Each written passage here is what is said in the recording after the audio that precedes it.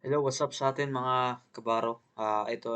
Itong segment na to ay para sa mga marino na gustong mag-renew ng kanilang COC o kanilang lisensya as OIC or um, management level officers and engineers. So, of course, before ka mag-renew, kasi usually na sasabay mag-expire yung lisensya at yung um, STCW trainings natin. Specifically, BT, PSCRB, at ang Advanced Firefighting. So, those are the three requirements naman, prerequisite bago mag-renew ng COC. So, ngayon, ituturo ko sa inyo paano mag-apply ng COP.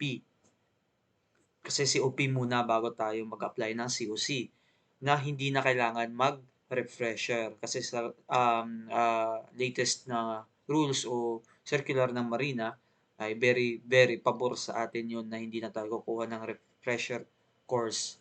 At ang gagawin na lang is letter of attestation so as to prove that we are conducting drills and trainings on board.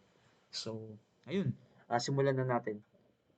Una, pupunta ka sa Marina mismo na website. Kung hindi nyo alam yung website, nandyan na sa description box yung link para mas mapadali kayo. So, ayun, pagpunta nyo sa Marina, online appointment, mapaprompt kayo na mag-login doon. So, i-ano nyo na lang yung credentials nyo, yung ilagin nyo na lang yung email or username and then the password. And then on the upper right corner, the green button is the select transactions. So you have to select dahil magpapa COP muna tayo, certification. And you have the options if you are on a regular process only or gusto nyo expedite. Expedite would be different amount price niya kasi expedite nga. And then on board, and pwede rin walk-in papunta doon sa malapit na Marina branches sa inyo.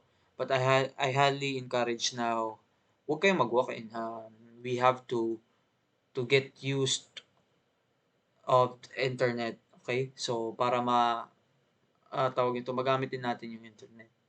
Kasi nasa new era na tayo. So, example, regular, if you already have the COP and gusto nyo lang is revalidate, so select revalidation, and then you select the class, meaning COP, and then select function. So, sa select function, you could have the three function, whatever expiration, about to expire na certificates, yung may expire na certificates, pwede nyong sabay-sabay yun.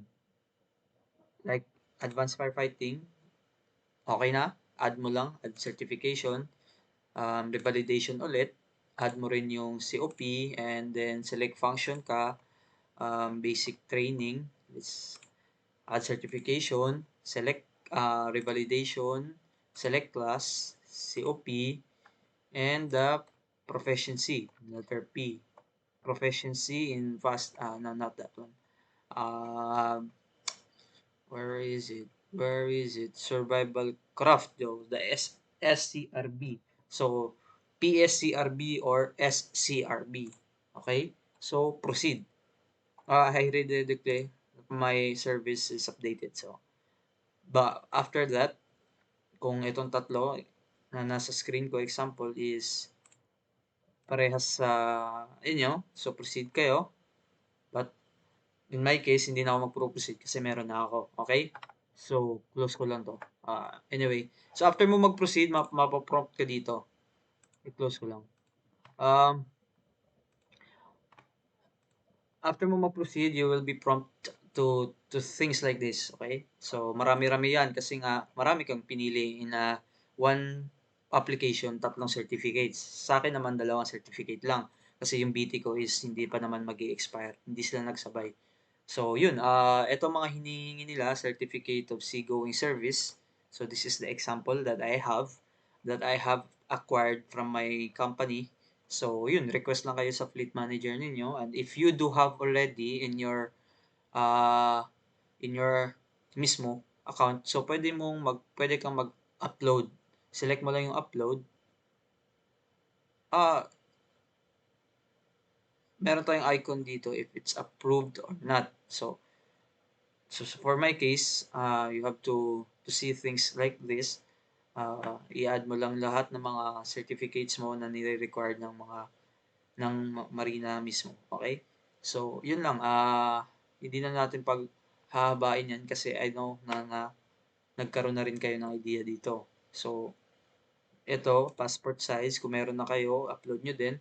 And then the important thing here is the attestation letter issued by the company or the master or the captain of your previous vessel. So, pwede kang maghingi doon or kung nasa barko ka pa ngayon at napanood mo to, might as well, you have to secure na ng attestation letter. And the good thing here is na very supportive naman yung mga manning agencies sa atin at nagpadala na sila ng mga kanya-kanilang format, company format ng attestation letter. So you just have to coordinate and then papirmahan nyo, pa-stamp, okay? And it would be a good supporting document if you have the mga pictures na naka-Word document, naka-stamp, naka-pirma din sa kapitan. Kasi monthly naman yan, pinapadala, depende sa company. But usually, most of the companies are doing that. So, mas maganda na ipakita nyo din yon dito sa Marina. So, ang mga required lang is, should be not more than 1 MB na pictures or document para ma-upload natin successfully. Once naman ma-upload mo na yan, you can proceed. So, you have to proceed and then you have to pay na the amount. So, for regular na COP per certificate, it's 230 pesos. So, if you do 3 certificates, you do the math, that's 690 pesos. Plus, if you opt out to pay in Bayad Center, the most convenient way, so you have to charge the convenience pay na 50 pesos.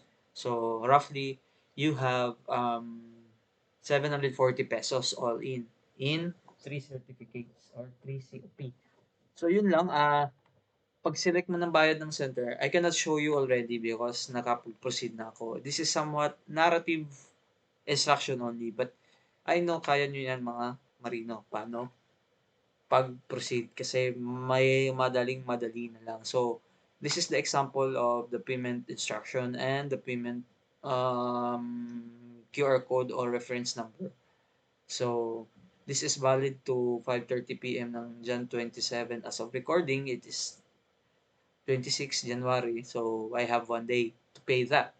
So, ganun lang mga kabaro. Once you pay that, you will select um, the appointment schedule na naangkop sa ano mo sa tawag nito sa time mo at the same time yung mas malapit sa iyo na branch. So ganun na lang kadali mga kabaro. Sana ay napatulungan ko kayo somehow kung paano natin i-process ang ating mga certificates. And konting tip lang, it would be better if you would do it right after you disembark from your vessel para at least kung gusto mo na sakayan agad is ready na yung mga documents mo. Okay? Thank you mga kabaro and I hope that you would also subscribe to my channel. Ako isang small time na YouTuber lamang at sana'y masuportahan nyo ako by hitting the like, subscribe, and share button. Thank you.